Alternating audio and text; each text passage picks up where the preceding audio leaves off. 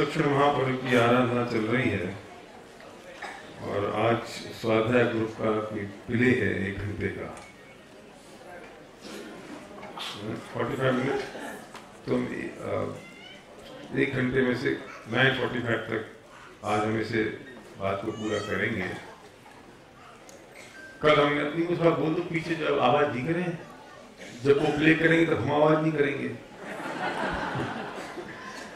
तो आज हमने एक नए विषय की बात करनी थी, लेकिन इन भावों का फल क्या होगा उसका पार्ट 2 भी करना है। पार्ट 2 मैंने कल क्यों नहीं कहा, क्योंकि ये अपने आप में एक इंडिविजुअल पार्ट भी है और कनेक्ट करेंगे तो कल के पास के साथ जोड़ भी सकते हो। कल अपने आप में बात पूरी थी, लेकिन फिर भी जो बात मैं आज करने जा रहा हूँ वो थोड़ा सा नेक्स्ट लेवल की बात है, उससे एक स्टेप और ऊपर की बात हम करने जा रहे हैं। आपको समझ में आएगी और आप समझ जाओगे, और समझना जरूरी भी है। कोई स्टिकर तो नहीं आए होंगे आज, बोलेंगे वाह बहुत बढ़िया, कल बढ़ जाएंगे, कल बढ़ जाएंगे। और वो स्टिकर शायद इतने बनवाए होंगे कि आप अपने लोगों के लिए भी ले जा सकते हो। मगर वो स्वामी भोज में तो आप उनके लिए नहीं ले जा सकते जो नहीं आए, पर स्टिकर आप उनके लिए ले जा सकते हो जो नहीं आए। ठीक है, फिर भी मौका है, स्टिकर ले जाके उनको लगे तो एक दिन के लिए वो आ सकते हैं और अपना पास खुद ले जा सकते हैं। मैंने सुन लिया, मेरा बेटा सुन नहीं था, मुझे और क्या काम है। तो कल हमने बात की थी कि प्रति समय प्रतिपल हमारे मन में ये भाव चलते रहना चाहिए कि इन भावों का फल क्या होगा। और मुझे लगता है कि आज दिन भर आपके दिमाग में कल रात से एक धुन चल रही होगी और वो धुन घूम रही होगी बार बार। और बहुत सारे लोगों के मैसेज आए, कुछ लोगों के फोन भी आए कि अब समझ में नहीं आ रहा है क्या करें। बस मैं यही चाहता था कि तुम कंफ्यूज हो जाओ। तुम कंफ्यूज हो गए ना, तो तुमने रास्ता ढूंढना शुरू किया ना, मेरा काम यहाँ पूरा हो गया। हर चीज हर वक्त तुरंत सॉल्व हो जाएगी संभव नहीं है, लेकिन तुम्हारे दिमाग में चला I need to find out the way. तुम पढ़ोगे, लिखोगे, पूछोगे, जानोगे, फिर सोचोगे, फिर रास्ता निकलेगा। और समझ में तो आता है लॉजिकली, लेकिन अभ्यास इतना पुराना है कि ये मन मानता नहीं है। अच्छा, फिर भी अपन दाल खाते हैं ना, दाल, तो मैं कह रहा हूं मजा नहीं आ रहा है, तो संध्या पूछती क्या मजा नहीं आ रहा है। ये पता नहीं है क्या मजा नहीं आ रहा है, पर मजा नहीं आ रहा है। अच्छा, तुम तो समझते नहीं हो, एक चुटकी नमक लाती है और डाल देती दाल में, अब मजा आ गया। हमें ये पता नहीं है क्या मजा नहीं आ रहा है, पर मजा नहीं आ रहा है। ऐसे हमारे साथ होता है, बात तो ठीक है लेकिन समझ में नहीं आ रहा है। क्यों नहीं आ रहा है? क्योंकि वो अभ्यास पुराना इतना अनादि का बिगड़ा हुआ है कि वो सच्ची बात समझ में आती नहीं है कि ऐसा भी हो सकता है। ये उसके लिए थोड़ा वक्त चाहिए, उसके लिए थोड़ा स्वाध्याय चाहिए, उसके लिए थोड़ी समझ चाहिए, उसके लिए थोड़ा समय डालना पड़ेगा। लेकिन इतनी श्रद्धा हो गई और इतना सोचने पर आप मजबूर हो गए तो बड़ा काम हो गया। मुझे बहुत खुशी हुई, जैसे एक भाई ने सुबह ही बताया था, अभी मुझे किसी का फोन आया, वो संजय है, कौन है, मैं नाम से खड़ा हूं भैया, उसका फोन आया, इसके जॉब करता है कोई व्यक्ति, उसने नॉनवेज छोड़ दिया। मतलब कुछ हो रहा है। Thank you, thank you. तो हैं ऐसे लोग, और बहुत सारे मुझे ये भी पता है कि मुझ तक खबर भी नहीं पहुंचती, उनको शर्म आती है। कुछ ऐसे भी होंगे ये इसलिए नहीं बोलते हैं कि लोग ये समझ जाएंगे इसका मतलब अभी तक ये खाते थे।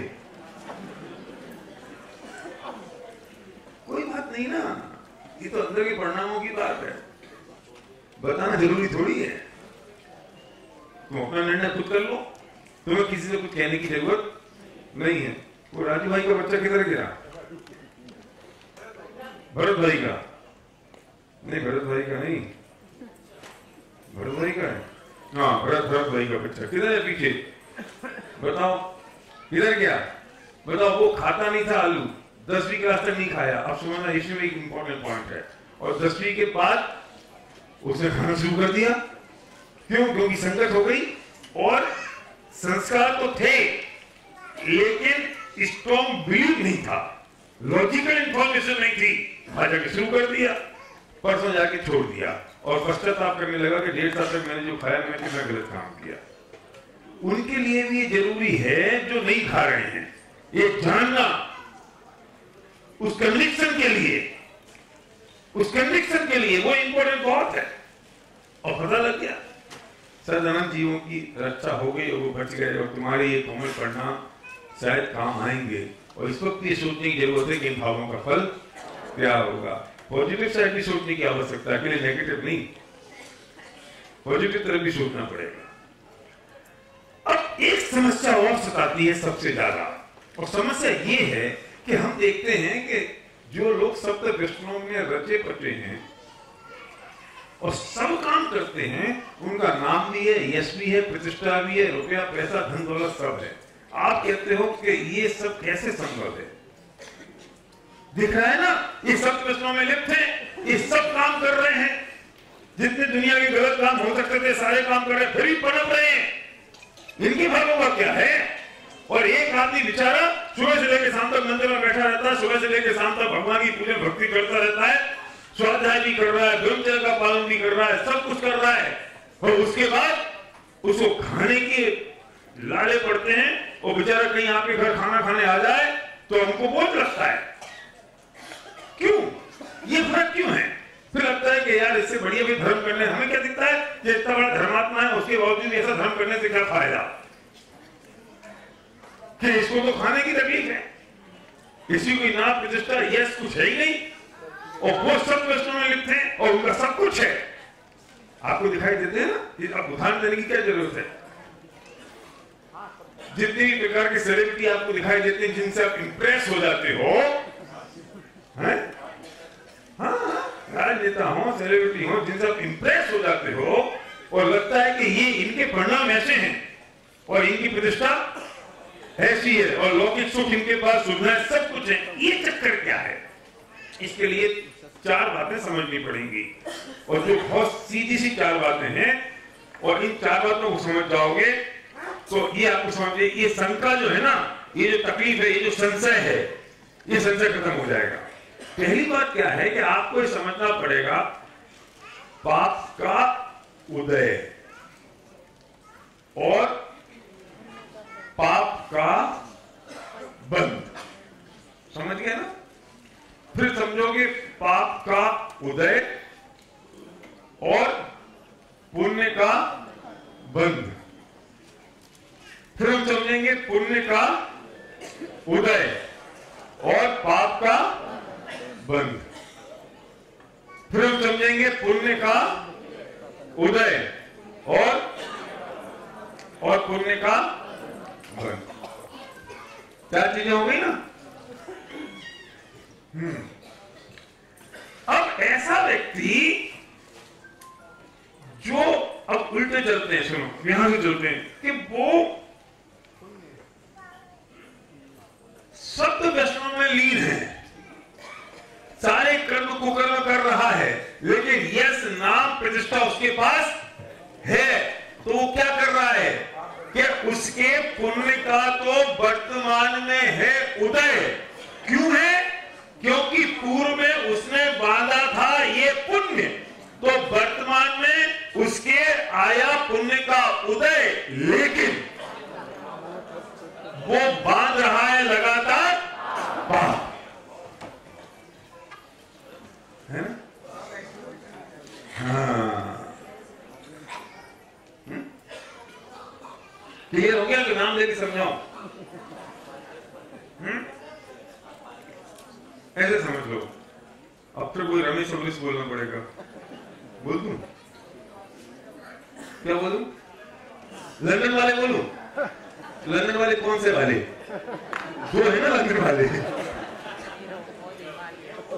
अब समझ में आ गया। नीरव मोदी बोल दूं, किसी की आत्मा को शांति हुई।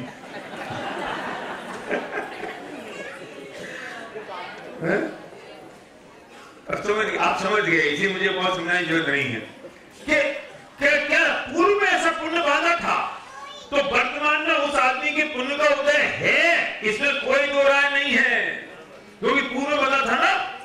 लेकिन हो क्या रहा है कि वो इस पुण्य के उदय में इतना मस्त हो गया है, मशगूल हो गया है कि लगातार वो पाप बांध रहा है। अब भविष्य क्या होगा इसका, ये मुझे समझाने की जरूरत नहीं है, ये सब स्पष्ट है ना। अब कोई आदमी वर्तमान में उसके बहुत पाप का उदय है, लेकिन कौन आदमी है ये जो पूजा पाठ व्रत संयम सब कर रहा है, बिल्कुल बहुत शांत दिखाई दे रहा है, मंदिर जा रहा है, बेचारा गाय छाप दंत मंजन की तरह रहता है ना, और आपको बिल्कुल बहुत सरल दिखाई देता है, ये है वो आदमी। लेकिन उसको बेचारे फटी धोती पहनने को मिलती है, दैनी दिखाई देता है, रुपया पैसा उसके पास कुछ है नहीं, नाम प्रतिष्ठा भी नहीं होती है। तो इसने पूर्व में किए थे ऐसे कुछ पाप जिसका वर्तमान में आ रहा है उदय, लेकिन वर्तमान में वो ये सब क्रियाएं करके अपनी मंद कसाई करके कुछ उपयोग इस यहाँ पुण्य में लगा के क्या कर रहा है, पुण्य बांध रहा है। तो भविष्य में क्या होगा इसका, इस पुण्य का उदय है। तो इसने वर्तमान में चल रहा है इसका पाप का उदय, क्योंकि जो पूर्व बांधा था, लेकिन वर्तमान में बांध रहा है पुण्य। अब ये कौन है, ये कौन है कि जिसने पूर्व में बांधा था पाप, तो वर्तमान में इसके आ रहा है पाप का उदय, लेकिन ये कमबख्त इस वक्त भी पाप ही बांध रहा है। तो पूर्व में जो पाप बांधा था उसका वर्तमान में आ रहा है उदय, लेकिन वर्तमान में भी जो क्रिया कर रहा है उससे भी पाप बांध रहा है। तो इसका पूछेगा कैसे मिटेगा? क्या किरण भाई, ये कौन है नीचे वाला? पूर्व में इसने कुछ पुण्य किए थे, तो वर्तमान में ये पुण्य का उदय भोग रहा है, लेकिन इतना सचेत है, इतना सचेत है कि इस वर्तमान में पुण्य के उदय में भी ये पुण्य बांध रहा है।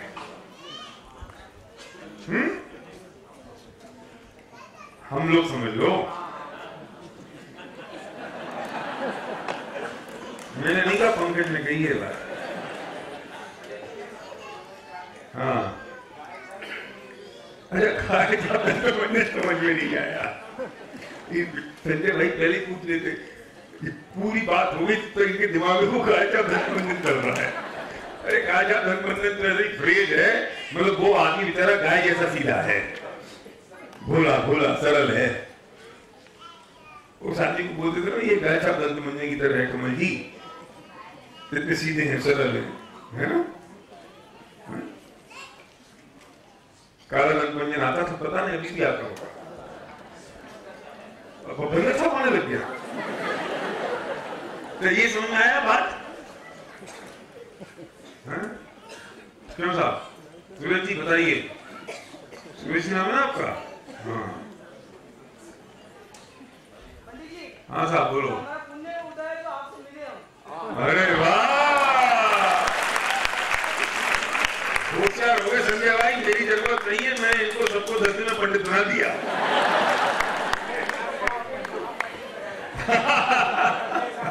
सही बात है, बहुत खूब बहुत खूब। अब तुम्हें वो तकलीफ खत्म हो गई ना।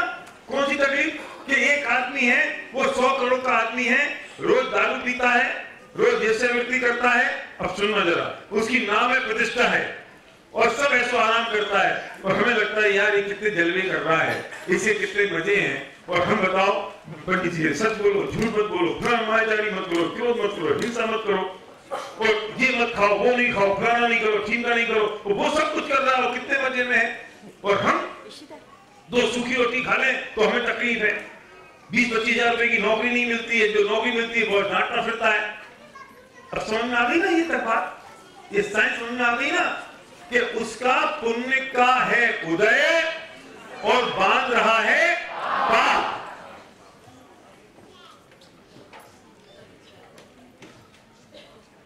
चिंता क्यों करता है? उसकी फल तो उसको ही मिलने वाले हैं ना। हम इस चक्कर में कुछ लोग भटक जाते हैं,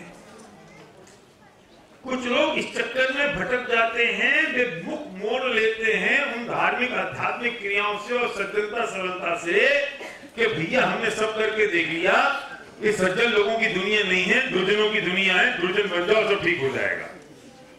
सुनो, ये आदमी कितना ही दुर्जनता करे, कौन सा ये पुण्य का उदय वाला, इसका पुण्य का उदय है ना, ये कितनी भी दुर्जनता करे, कब तक? जब तक इसके पुण्य का बीता नहीं करा है लंदन वाले, कि जब तक तेरे पुण्य का बीता नहीं करार तब तक तुझको माफ है औगुन करे 1000। कि तेरे जब तक पुण्य का ये जो पुराना करार था ना, वो जब तक बीता नहीं है तब तक तुझे सब कुछ माफ है, तू कितने भी औगुन कर ले। और जैसे ये पुण्य का उदय समाप्त होगा तो सारे का सारा एक झटके में खत्म हो जाएगा और पता भी नहीं चलेगा। इससे बढ़िया कोई उदाहरण हो सकता है आपके पास? तो आपने भी बोला आसाराम बापू, अब मैं नाम लेना बंद कर दिया मैंने, क्योंकि एक जगह मैंने बोला तो कुछ भगत भी बैठे थे उनके, तो मैंने कहा भैया मैं कोई जज नहीं हूँ और मुझे कोई उनको गलत सिद्ध नहीं करना है, मैंने उदाहरण दिया है, तुम्हारी समझ में आता है तो ठीक है, नहीं तो आपके शब्द वापस ले लेता हूँ, मुझे कोई झगड़ना है। तो मेरा उदाहरण से तुम्हारी समझ में तो आ गई ना। कब तक तीव्र पुण्य का उदय? अब चलो अब उदाहरण ही समझ लो, क्योंकि सजा मैंने थोड़ी दी है उनको।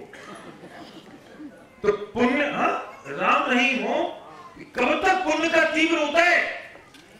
और तुम अगर उनको जब तक वे पकड़े गए पंकज, उससे एक साल पहले तक तुम क्या सोचते थे? क्या जलवे हैं, हम तो पागल हो गए सिडलर खोल के, और इससे बढ़िया बाबा जी बन जाते तो हनीप्रीत भी मिल जाती,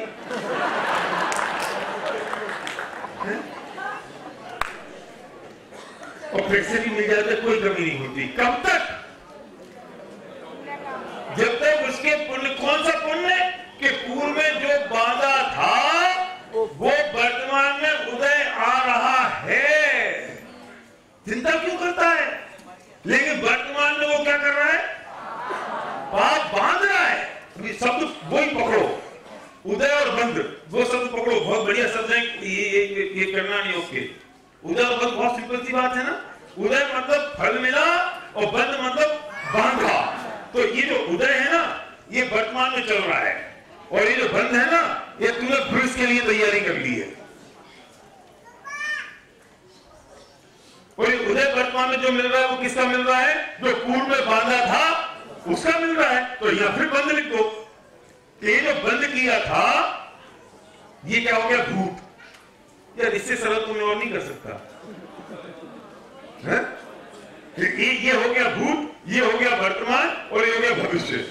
कि भूत में जो बांधा था वो वर्तमान उदय में आ रहा है, और वर्तमान में तू जो बांधेगा, जो वर्तमान में करेगा उसे हम कहेंगे भविष्य में वो आएगा। इसे भविष्य नहीं कहेंगे। ये वर्तमान में ये वर्तमान में 2 काम हो रहे हैं। हाँ, मिस्टेक है मेरी। ये वर्तमान में 2 काम हो रहे हैं और ये बाद में उदय आएगा भविष्य में। हाँ, पूर्व में बांधा था, वर्तमान में उदय आ रहा है, और वर्तमान में जो, सुनो अब क्रिटिकल पॉइंट, वर्तमान में जो उदय आ रहा है प्रफुल्ल, प्रफुल्ल नहीं, हाँ प्रफुल्ल ना, बोलना, हिलाना सिर। मैं कुछ बोलूं तो ऐसे तो करो यार, ऐसे भूत जैसे मैं जो गलत नाम बोल दिया मैंने।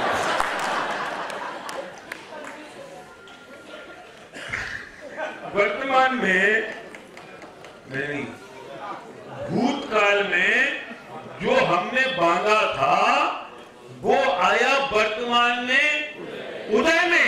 अब सुनो, होल्ड ऑन, जो उदय चल रहा है ना, उदय चल रहा है, जो डिवीजन सब सुनो, जो उदय चल रहा है ना, इस उदय में अब तू क्या कर रहा है?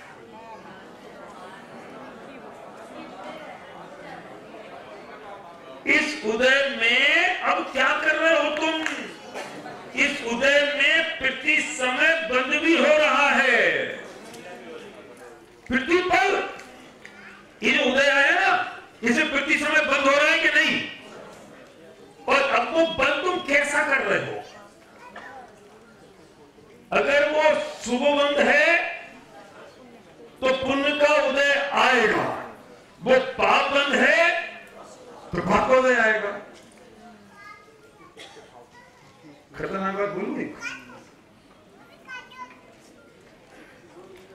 हाँ, 2 दिन तो बाकी है और मैंने 8 दिन में इतना खा लिया कि 2 दिन में नहीं भी खिलाओगे तो मेरा काम चल जाएगा। जब तेरे पुण्य का उदय होता है ना, तो सच बताना तुम क्या मानते हो? क्या फर्क भाई, बोलो। जब उदय पुण्य का है तो क्या मानते हैं? तो इसे हम ऐसे कह सकते हैं कि पुण्य का उदय पाप लेके आता है। ओहो, गजब की बात हो गई ये, बचेगी नहीं। ऊपर वालों सुनो, हाँ, इस कोने वाले से इस कोने वाले तक। देखो भैया, आप जगह नहीं है तो जो महिलाएं हो उनको जगह जरूर दे देना, बिना खड़ी रहे। तो लोग सीढ़ियों पे बैठे ही हुए और बैठ जाना, और कोई माँ बहन नहीं बैठे सीढ़ी पे, ना कोई बुजुर्ग आदमी बैठे, थोड़ा सा ध्यान रखना। जब पुण्य का उदय है उस समय क्या मानते हैं हम? पाप। और जब उदय पाप का होता है तो क्या करते हैं? हे राम, हे भगवान। तुम कब याद करते हो भगवान को?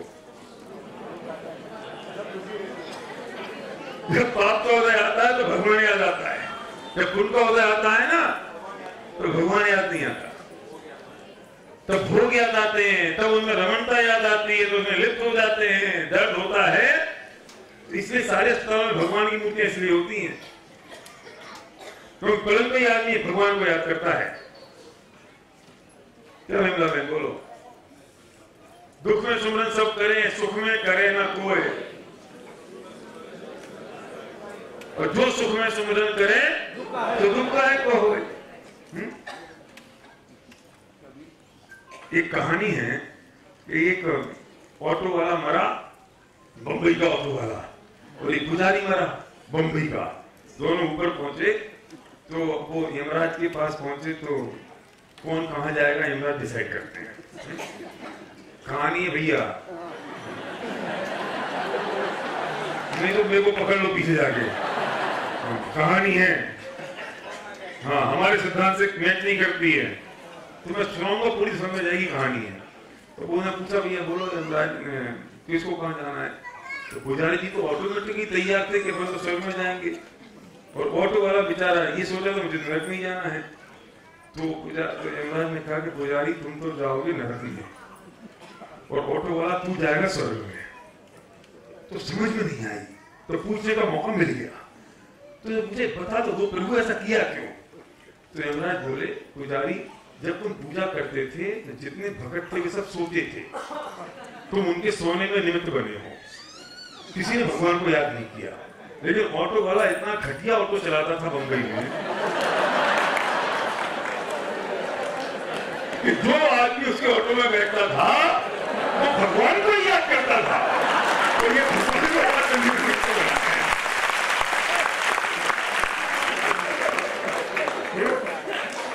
इसे वो स्वर्ग में चला गया ऑटो वाला, पुजारी चला गया नरक में।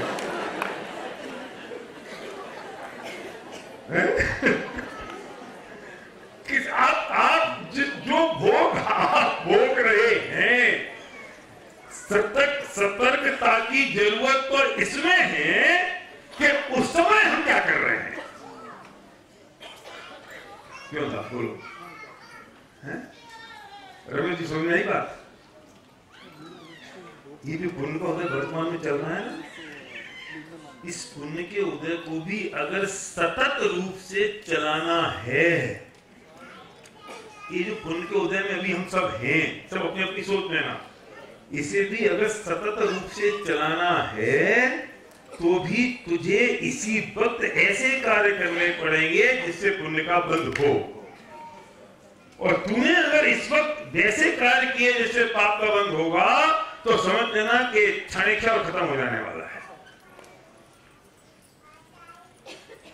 सब प्रकार से संयोग मिल गए हैं,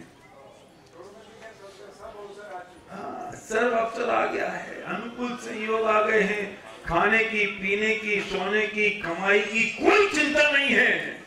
और जितना बढ़िया अवसर आया है, हम कितने कंफर्टेबल मोड में हैं इस वक्त।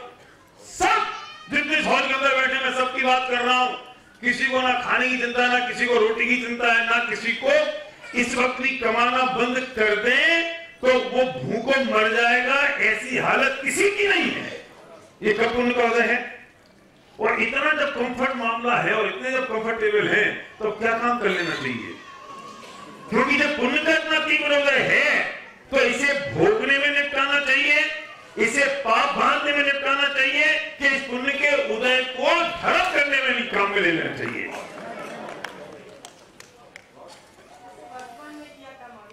हाँ, ये वर्तमान में जो करोगे नहीं तो भविष्य में काम आएगा ना। सॉरी, हाँ हाँ, तो वो उनके जीवन पर महानतम साथी से पुण्य का उदय था ना कि सब कुछ होने के बाद में छोड़ दिया, वो बड़ा काम हो गया ना वो। तो क्या करें, जब संयोग मिल गए हैं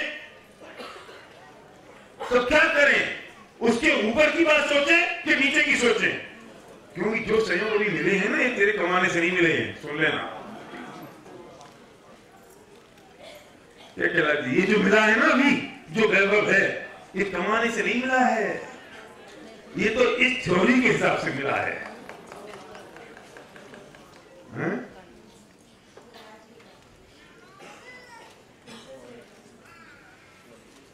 अगर इस थ्योरी के हिसाब से मिला है तो अब जो है और भविष्य वो कंटिन्यू करना है तो ये थ्योरी काम आएगी या तेरा कमाना काम आएगा।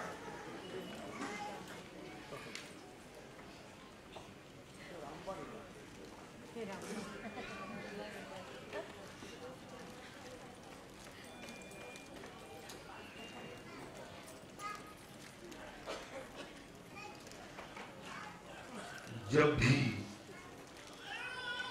आप कंफर्टेबल फील करो तो क्या करना चाहिए, आप सोचे मुझे करो। जब पीस ऑफ माइंड हो, जब एकदम रिलैक्स हो गए हो और बहुत अच्छा लग रहा है, उस वक्त क्या करना चाहिए है? मैं इसे प्रैक्टिकल एग्जांपल देता हूँ, मैं सुनो, बहुत बढ़िया एग्जांपल देता हूँ, शायद आपको रिलेट कर जाएगा, इसलिए मैं देता हूँ, वरना देने की जरूरत नहीं थी। ऐसा होता है कई बार मैं अपना काम कर के आया हूँ, 5 स्टार होटल में बैठा हूँ, 6-7 बजे हैं, पर्दे खोल दिए हैं, सामने का भी बहुत अच्छा है, रूम का टेम्परेचर बहुत बढ़िया है, कोई काम वाम नहीं है, सिग्नल आ नहीं रहे फोन के, क्या करें? एक काम करो, चले जाते हैं क्लब में, सब कुछ तो शुद्ध है। क्या ये सबसे उपयुक्त समय नहीं है 1 घंटा स्वाध्याय करने का? मैं जिस दिशा में ले जाने की कोशिश कर रहा हूं वो समझना, क्या ये सबसे उपयुक्त समय नहीं है कि हम 1 घंटा स्वाध्याय कर लें? जब बस की लाइन में खड़े हो, वो भरी हुई 4 बसें निकल चुकी हैं, 5वीं बस में लटकते हुए जाना है, तब नहीं कर पाओगे। कब कर पाओगे? इसे कहते हैं कि सर्व संयोग आन मिले हैं और इस शुभ अवसर आ चुका है।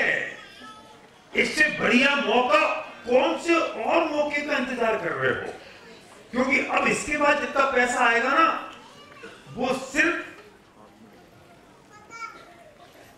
तिजोरी में, बैंक करने, बैंक के अकाउंट में या स्टॉक मार्केट के इन्वेस्टमेंट के लिए काम आएगा, बस।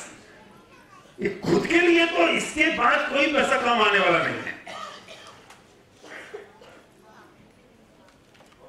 इसके बाद जितना पैसा हम कमाने जा रहे हैं, कमाने का प्रयत्न कर रहे हैं, वो खुद के लिए कुछ काम आने वाला है?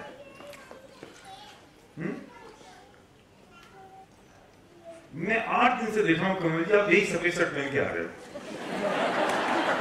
चल बताओ, आप सफेद शर्ट पहन के बदल दी होगी, पर सफेद ही पहन रहे हो ना। कितने खर्च हो गए और हम कर क्या लेंगे? क्या काम आ जाएगा? हैं?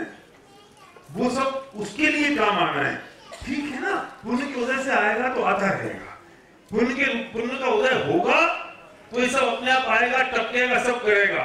लेकिन इस वक्त जब पुण्य का उदय है, तब मैं क्या करूं? क्या वजह भाई? कंफर्ट है ना, सब तरफ से कंफर्ट है ना, सब तरफ से पीस ऑफ माइंड है ना, तो इसका उपयोग कर लेंगे नहीं? क्या कमल जी बोलो? हैं? शाबाश। हाँ, अगर तुम्हारी गति खोटी होनी होगी तो यही मति चलेगी कि अब तो क्लब में चले चलो, और गति अगर अच्छी होनी होगी तो यही बुद्धि चलेगी कि 1 घंटा स्वाध्याय कर लेते हैं।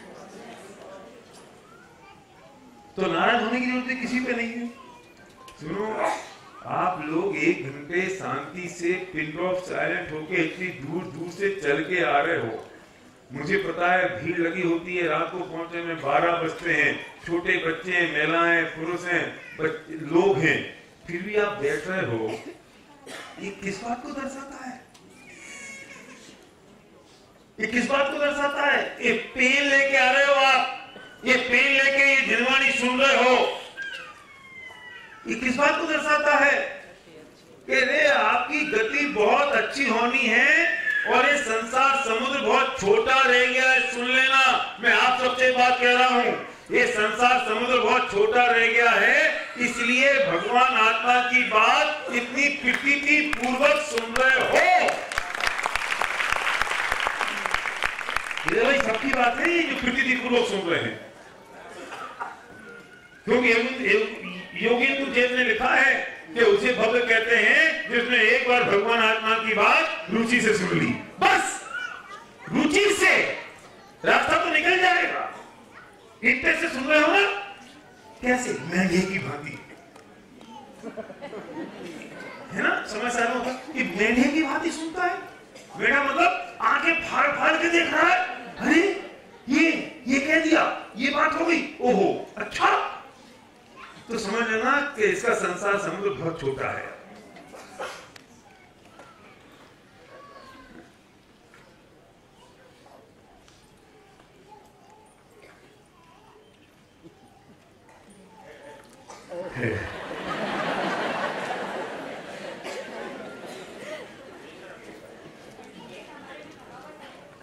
क्या?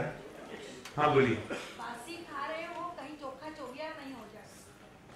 बासी खा रहे हो, हाँ, पुण्य का उदय की तो चोखा चोरिया नहीं हो जाए, वो ध्यान रखना। हाँ, और मैं शुरू की समझ गया कि हम बासी खा रहे हैं। ये जो पुण्य का उदय है ना, अभी ये जो पुण्य का, ये तो पुराना है ना, तो हम बासी तो खा रहे हैं और वर्तमान में ताजी की तैयारी कर नहीं रहे हैं। यही कह रही है ना, बासी तो खाते जा रहे हैं, पुराना है ना ये, और वर्तमान में क्या कर रहे हैं? तो ये बासी खत्म ना हो जाए तेरी, ये सोचना पड़ेगा कि नहीं? इसे कहते हैं कि प्रतिपल विचार कर कि इन भावों का फल क्या होगा। कौन कौन विचार करें? सब करें। कौन कौन? ये चारों चारों करें कि इन भावों का फल क्या होगा। भुगतना तो मुझे ही पड़ेगा, कोई और भुगतने वाला नहीं है। अब एक स्टेप आगे की बात, इतने दिन से पुण्य और पाप की तो बात कर रहे हैं, धर्म क्या है? हाँ, ये तो आनी थी, जानी कहाँ थी? बीच में चले जाओगे तो मेरी गलती थोड़ी है। हाँ, हम 3 दिन से पाप, पुण्य और पाप की बात कर रहे हैं। तो धर्म कोई और है या धर्म ये पुण्य का ही नाम धर्म है? पाप का मतलब तो आप समझते नहीं हो कि सुनो, अब फिर मैं कंफ्यूज कर रहा हूं। Get ready for confusion. कि यार पुण्य और पाप हो गए, आप सब समझ गए थे, वो सब समझ के बिल्कुल परफेक्ट हो गया मामला, अब ठीक है। तो धर्म कहां से बीच में आ गया? हम तो अभी तक यही समझ रहे कि जो पुण्य है वही धर्म है। सुनो, पुण्य किधर गया पेन हमारा? तुम पुण्य पाप की बात कर रहे हो ना, तो ये जो मिटा दो ना, निपट गया ना ये काम। हाँ ओके, हाँ नहीं अब मुझे कुछ देखना है ना। सुनो, एक है पुण्य और एक है पाप और ये धर्म, तीन चीजें अलग अलग हैं। शुभ परिणाम, शुभ भाव, अच्छे परिणाम, अच्छे भाव, व्रतशील, संयम आदि, दया के परिणाम, दूसरों की मदद के परिणाम, मानवता के परिणाम, है ना? है? हाँ, ये सारे परिणाम पुण्य में आते हैं, इसे हम शुभ कह देते हैं। मंदिर जाना, ये सब शुभ परिणाम है। स्वाध्याय करना, पूजन करना, मानवता से लेके, सुनो, मानवता से लेके भगवान की पूजन तक, मंदिर जाने तक, व्रत, उपवास, शील, संयम सब करने तक ये क्या है? पुण्य है। और पाप, अब जितने बचे, इसके अलावा अशुभ परिणाम, क्रोध, मान, माया, लोभ, हिंसा, झूठ, चोरी, कुशील, परिग्रह के भाव, इसमें सब आ गया। तो मैं से ऐसे कहता हूं कि 9 का पैकेज मान लो, 25 कसाय बोल लो, या 9 का पैकेज मान लो, 5 पाप और 4 कसाय, 5 पाप और 4 कसाय हो गई ना 9, तो इसका नाम ही 9 हो गए ना। तो 5 पाप और 4 कसाय के परिणाम ये क्या है? पाप के हैं, सब आपको पता है कि पाप के परिणाम। निर्दयता पाप का काम है कि नहीं है? चोरी, कुशील, परिग्रह, ये सब पाप है ना। क्रोध, मान, माया, लोभ, ये सब पाप है। ये सब पाप हो गए। अब धर्म में क्या आएगा? सुनो, जो पुण्य और पाप से परे हो, जो पुण्य और पाप में शामिल न हो, जो पुण्य और पाप से भी भिन्न हो, वो धर्म है। मतलब क्या हुआ कि जो ना शुभ है ना अशुभ है, जो ना पुण्य है ना पाप है, जो ना अच्छा है ना बुरा है, जितनी चीजें मैंने उदाहरण में बताई, उन चीजों से भी जो भिन्न है वो धर्म है। इसका मतलब क्या हुआ कि ये जो दो है ना, ये दोनों के दोनों एक कैटेगरी में आ गए।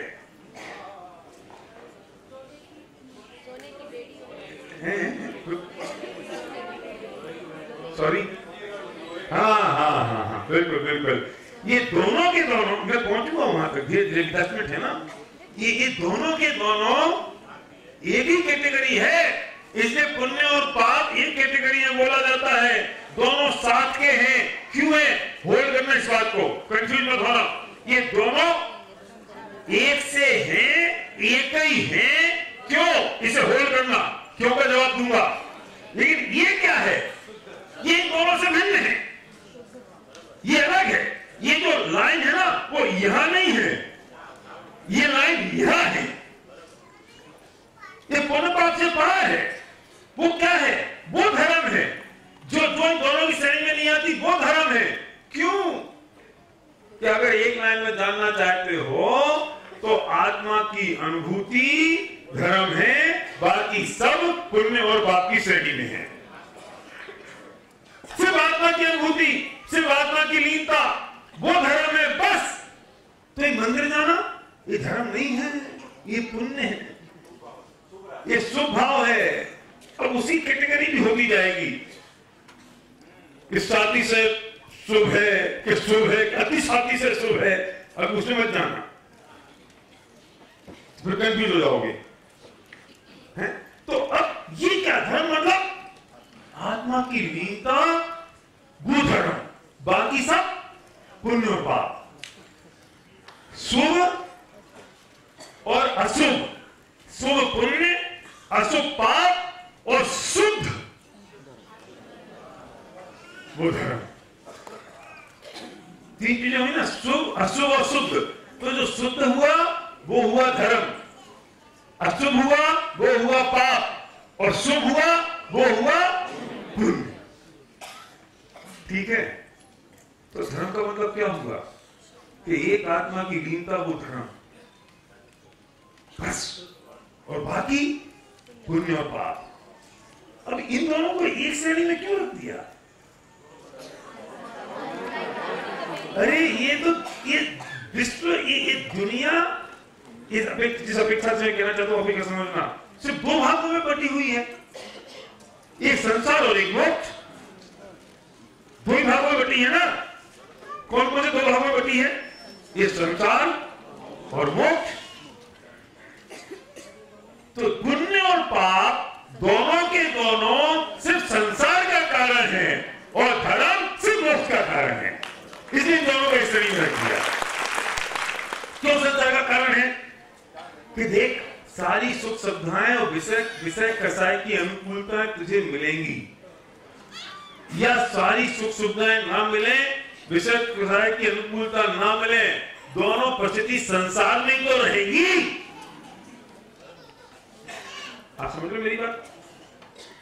विषय कसाई की अनुकूलता, भोग सामग्री, ये सब कुछ संसार में ही तो रहेगा, या विषय कसाई की प्रतिकूलता, भोग सामग्री की प्रतिकूलता, परेशानी, दुख दर्द, इस संसार में ही तो रहेंगे।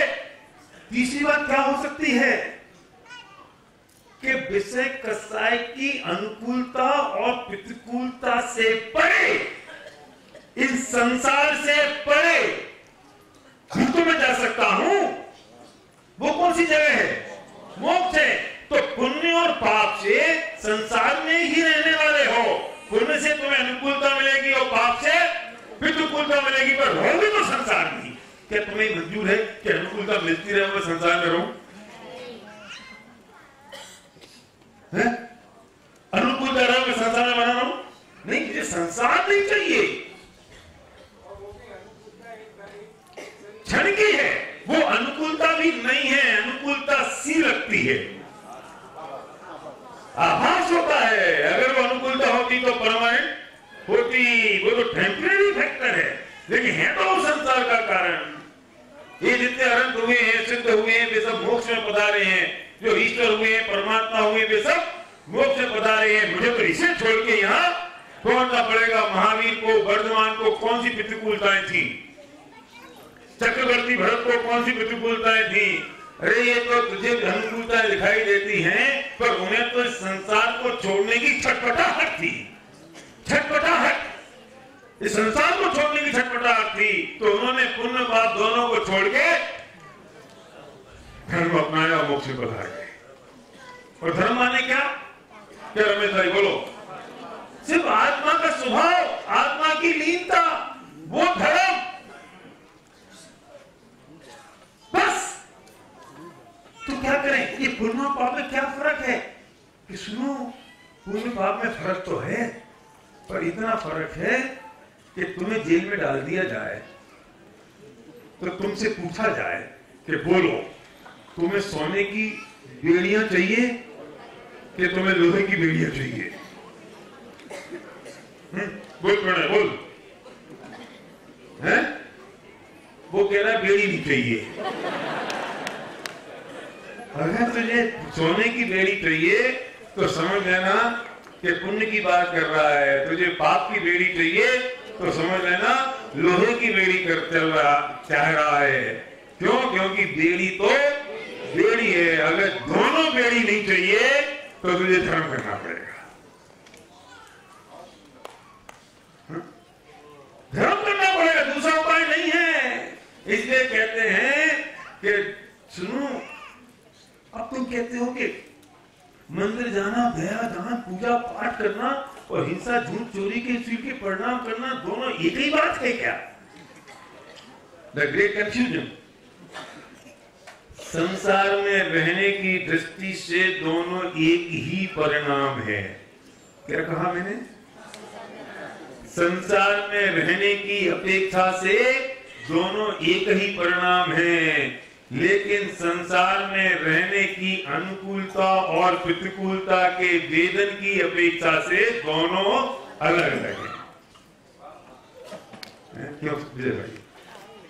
तुझे संसार में अगर मुक्त होना है तो तुझे इन दोनों को एक मानना पड़ेगा, और तुझे संसार में रहना है तो संसार में रहने की अनुकूलता प्रतिकूलता चाहिए तो तू इन दोनों को अलग अलग मान ले।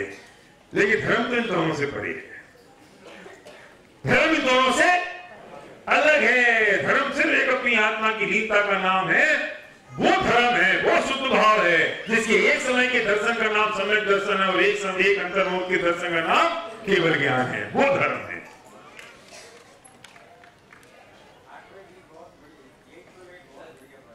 बहुत बढ़िया बात आई। एक सेकंड रुको। गुरुदेव फरमाते थे कि दया दान व्रत पूजा उपवास में धर्म नहीं है, धर्म नहीं। क्यों? और विरोध करते थे गुरुदेव का कि दया दान पूजा पाठ मंदिर जाने में क्यों क्यों क्यों कहते धर्म नहीं है? क्यों? तुम बताओ ना, तुम ही मान रहे हो ना। हमने बिना जाने समझे बिना विचार करे विरोध कर दिया और कह दिया ये क्रांति वाले हो गए। ये दया दान पूजा भक्ति धर्म नहीं है, ये अभी स्वीकार किया ना, क्योंकि धर्म तो एक समय के दर्शन का नाम है, धर्म तो आत्मा का स्वभाव है, धर्म तो आत्मा की लीनता का नाम है। इसलिए दया दान पूजा भक्ति में धर्म नहीं है। और हम क्या मानते हैं कि हमने व्रत कर लिया तो हमने धर्म कर लिया, हमसे मंदिर हुआ है तो हमने धर्म कर लिया। तुमने पुण्य मांगा है, अब पुण्य में भी फर्क समझ लो, नहीं तो फिर रात को नींद नहीं आएगी। ये जो पुण्य है, गरीब को रोटी दे दी और जिनेंद्र भगवान के दर्शन करने चला गया, ये दोनों क्रियाओं में फर्क है ना। तूने गरीब को रोटी दी तो तूने पुण्य बांधा, क्योंकि परिणाम तेरे कोमल थे, लेकिन जिनेंद्र भगवान के दर्शन करने गया तो तुमने पुण्य नहीं बांधा, तुमने साथी से पुण्य बांधा।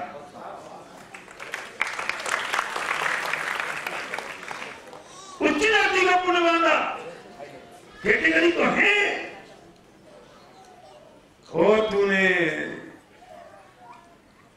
जिनेंद्र देव के सामने जाके दर्शन को किए और वहां जाके धन समाज वैभव संपत्ति रुपया पैसा बच्चे मांगे तो तुमने पाप बांध लिया। तो क्रिया में धर्म है कि भावों में धर्म है? क्रिया का फल मिलेगा कि भावों का मिलेगा? हमें पता ही नहीं है कि हम कर क्या रहे हैं,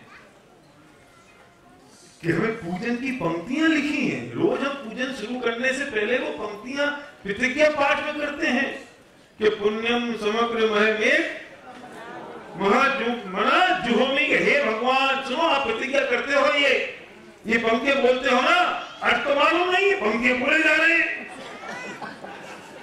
तुमने क्या प्रतिज्ञा की पता है? आज सुबह पूजन की कि हे भगवान, आपकी पूजन करने से जो मुझे पुण्य मिलेगा वो मैं आपके सामने ही होम कर दूंगा, हवन कर दूंगा, जला दूंगा, छोड़ दूंगा। मुझे वो पुण्य नहीं चाहिए, क्योंकि मैं तो आप जैसा बनने के लिए आया हूं, मुझे तो आपके जैसा बनना है। पर आपकी दर्शन पूजन करने से ये जो फोकट में पुण्य मिलता है ना, ये मुझे नहीं चाहिए और मैं तो ये छोड़ जाऊंगा। मैं तू प्रतिज्ञा तो ऐसी कर रहा है और मांग क्या रहा है? भगवान पूजन कर रहा हूँ, बच्चा पैदा हो जाए, भगवान पूजन हो तो ये डॉलर का भाव नीचे हो जाए, बहुत भाव चढ़ गया है, अभी बहुत सारा पेमेंट करना है भगवान। कितने पगले से हो गए हम, प्रतिज्ञा कुछ और कर रहे हैं, मांग कुछ और रहे हैं, हमें पता ही नहीं है हम क्या कर रहे हैं, ड्रामा कर रहे हैं। भगवान के सामने भी खड़े होकर ड्रामा कर रहे हैं। ना समझे, बिना सोचे समझे किए जा रहे हैं, बिना पता किए कह जा रहे हैं कुछ भी।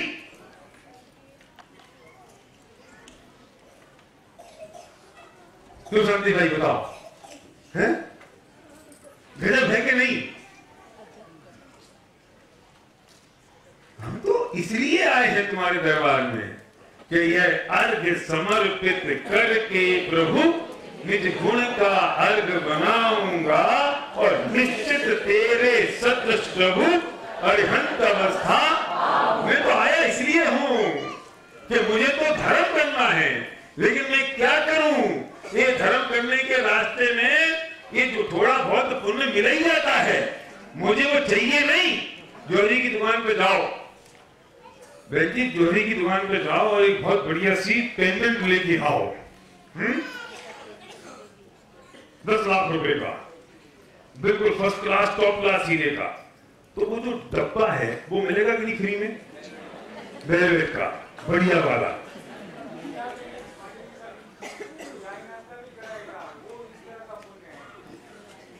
चाय नाश्ता रोको जरा भी, आप समझते नहीं हो, दिन पर जैसे का जमाना, चाय नाश्ता नहीं कराते अब लोग।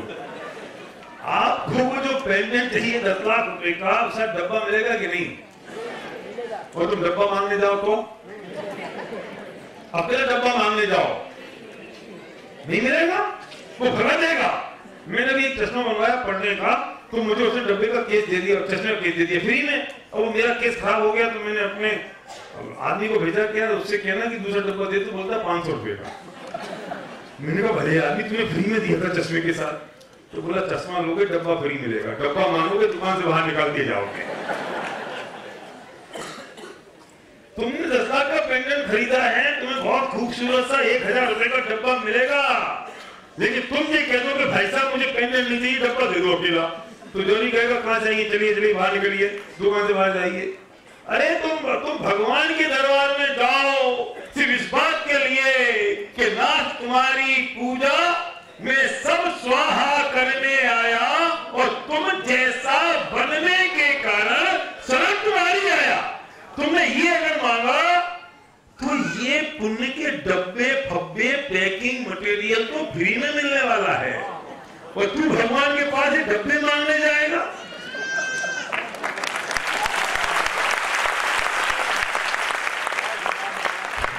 डब्बे मांगने जा रहे हैं भगवान के पास, हाँ कटोरा लेके आ रहे हैं,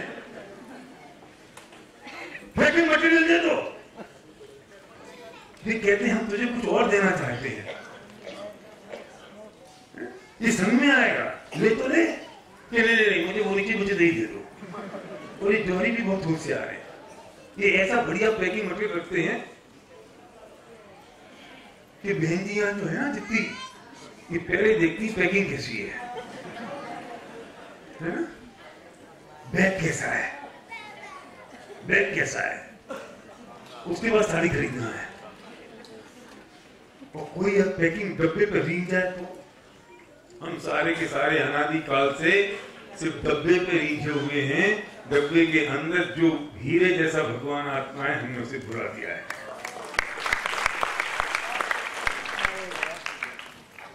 हम सब आत्मा को समझें, पुण्य पाप और धर्म में भेद जाने, और इस भेद को और गहराई से समझना होगा तो 15 मिनट स्वाध्याय करना पड़ेगा।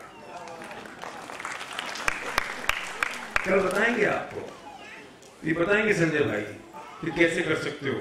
एक कॉन्टेक्ट नंबर भी सबको देना, 7 दिन में एक बार कौन कहां आ सकता है वो बताना, और मैं कल आपको एक लिस्ट दूंगा कि 15 मिनट स्वाध्याय करना है तो कहां से शुरू करना है।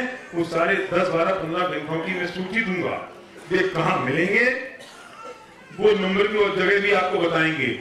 और ये सारे के सारे ऊपर बैठे ना लोग, ये हर हफ्ते 1 घंटा स्वाध्याय करते हैं। और मैं आपको विश्वास दिला रहा हूं, कोई एक व्यक्ति को अगर ये विकार है कि मुझे 1 घंटा पढ़ना है, मुझे 15 मिनट पढ़ना है, मुझे आधा घंटा पढ़ना है, हफ्ते में, 10 दिन में, 20 दिन में, महीने भर में, तो इनकी तरफ से विश्वास दिलाता हूं, आप इनको फोन करना, ये अरेंजमेंट करेंगे आपकी पढ़ाई का,